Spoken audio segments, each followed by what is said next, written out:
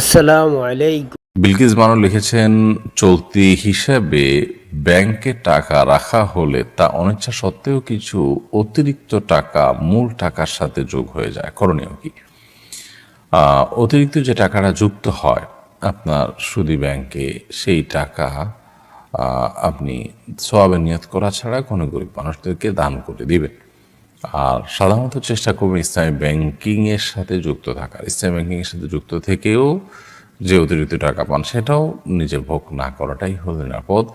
সেটা কোনো গরিব মানুষকে সওয়াবের নিয়াত করা ছাড়া দান করে দিবেন, ইনশাআল্লাহ আপনি দায়মুক্ত হবেন।